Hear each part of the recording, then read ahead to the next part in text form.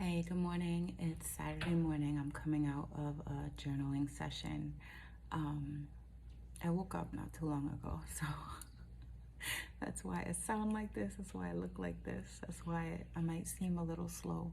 But I wanted to share something with you, and this is something that I have adopted in my own life, and it has made a huge difference. And I want to talk about the 3 appointments that every woman needs to have every single day. And the first appointment is an appointment with God, and that is your time for prayer. That is your time not only to speak to God, but to hear from God. We very often look at prayer as talking to God, but prayer is not talking to God. Prayer is talking with God. It's a conversation. And what happens in a conversation? If you are really serious, I believe, if you are really serious about the conversation that you're having, where there are very important highlights in that conversation, you're going to make note. Where there are requests made in that conversation, you're going to make note and you're going to follow up on those requests, right? So that's the first appointment, an appointment with God. The second appointment is an appointment with herself. And we look at me time and we look at alone time, and we might think, well, this is my time to do my mani-pedi. This is my time to wash my hair. This is my time to do those things. But those things are important as well. But I'm talking about feeding your mind, feeding your spirit. This could be reading, it could be exercise, but that's the physical part of it, right? What you could do is maybe listen to a podcast while you're exercising. You know, if you are short on time, you can, while you're taking a walk, you could listen to an audio Bible, right? And that takes care of the mental, spiritual, and emotional aspect of you. I am big on journaling. Even if it just means that you use your journal as a place to empty your mind at first, that's an excellent way to do it. But we must be strategic in our journaling, because it can turn into a rant. It can turn into complaining. And it can turn into a space where you go to dump things, but not a space where you go to process things, right? And there is a difference. There is a difference. When we offload, when you call a friend and you talk to a friend and you cry together, or you pray, you know, you might get up and you feel better about the situation, but the situation hasn't changed. And this has nothing to do with faith. I'm not talking about faith here. What I'm talking about is your approach to how you offload the things that you are dealing with in life, your approach to how you process your day, your approach to how you evaluate where you are in your visionary journey. These things are really important, and there has to be a strategy involved. Like, we can't just wake up every single day and just hope for the best and just live life as if it doesn't matter, or as if we have no control or no say in how our lives play out, because we absolutely do. We absolutely do. All right, so that second appointment is an appointment with herself, an appointment to process her thoughts, her feelings, and her emotions, right? This is something every woman needs to do. And then the third appointment is the appointment with others. And yes, that includes your family. Yes, that includes your husband, your boyfriend, your friends, your children. They come third. Your appointment with God is first, your appointment with yourself is second, and your appointment with others is third. Why is this? Women very often fall into this frame of thought that we need to put others first, putting ourselves last. You hear on Mother's Day, there's so many people will honor their mothers, and they'll say, I honor her sacrifice in the way that she gave up this, that, and this other thing for me. But we need to be able to put ourselves first. Does that mean that you are self-centered and that you are selfish. No, but it means that you're going to take the time and love yourself enough to empower yourself and to center yourself so that you can show up for others in your life.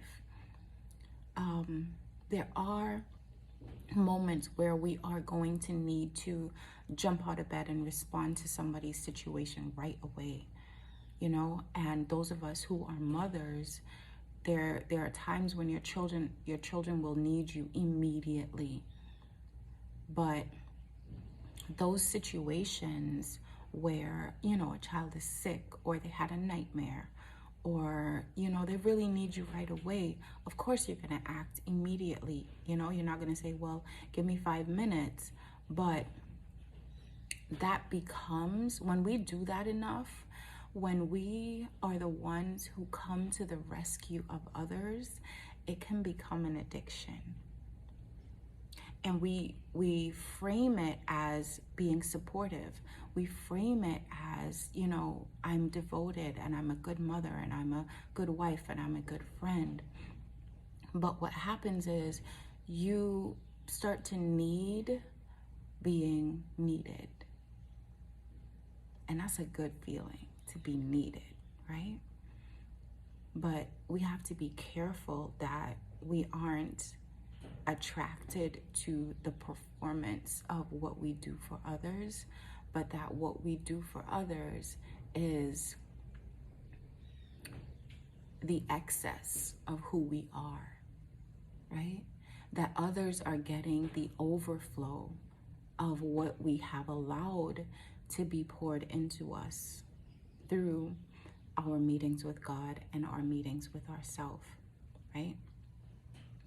God will refine you. God will define you. God will strengthen you, and God will empower you so that when you meet with yourself, you are seeing the truth of who you are.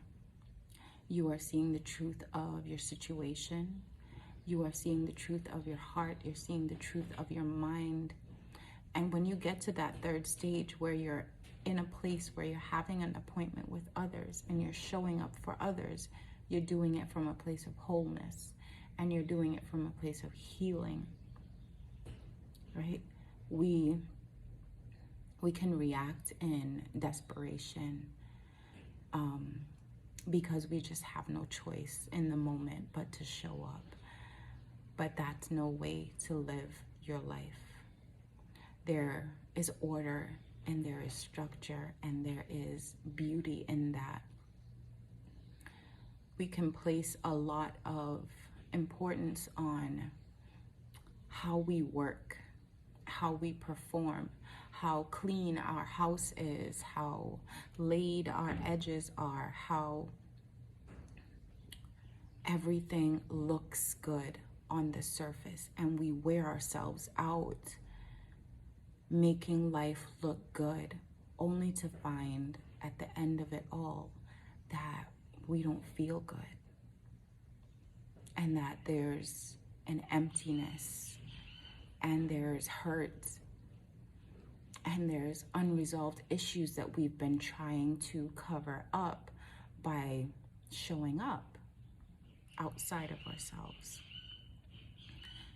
And the only way to find true joy, the only way to find true peace, and the only way to have clear vision is to keep an order and a structure in your life that nurtures not only the woman you are today, but nurtures the woman that you need to become. Create a lifestyle that supports you in every step of your journey. And I promise you that you will see things change. I have an event coming up. It's inside the vision sequence. It's called Take the Leap. And we're going to be live twice on February 29th. So I'm going live on Zoom at 9 a.m. and 9 p.m. The vision sequence is currently on sale. So her Victorious Vision 2024, which is what I'm calling the program for 2024, is currently on sale. So if you want to be a part of this, we will be having these sessions monthly. You'll have access to digital resources.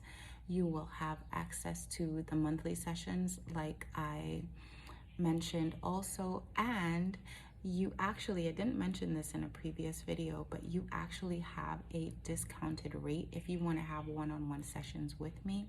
Those women who are already signed up for the vision sequence have a much lower rate for one-on-one coaching, because I know that you have already invested in your vision, and that's my way of giving back to you as part of my VIPs. And if you've heard me say VIP before and you've wondered like if it means like very important person, it actually doesn't. It means visionary intensive partner. And the women that I work with, I see as partners. I don't see them as clients, because they bless me as much as I bless them. So if you decide to join, you have until February 29th to catch that sale. The rate goes back up on March 1st. But I'd love for you to be in the room. We're going to be talking about taking the leap. We're going to be talking about getting over the fears and the things that hold us back from accomplishing even the tiniest tasks, even the tiniest things. There may be something that you've been trying to do for the longest while, and it's not even something that big, but for some reason you can't grab hold of what you need to grab hold of to gain that traction to get it done. So I hope you'll join us. Subscribe to this channel. There will be more. I'm going to be going deeper. I don't want to give you fluff. I don't want to give you stuff that's just going to make you feel good in the moment, and it's not going to create lasting change in your life. All right, so I hope this helps. I appreciate your time. I appreciate your attention. And I pray that you would have blessings on your journey. And I will talk to you very soon. Bye.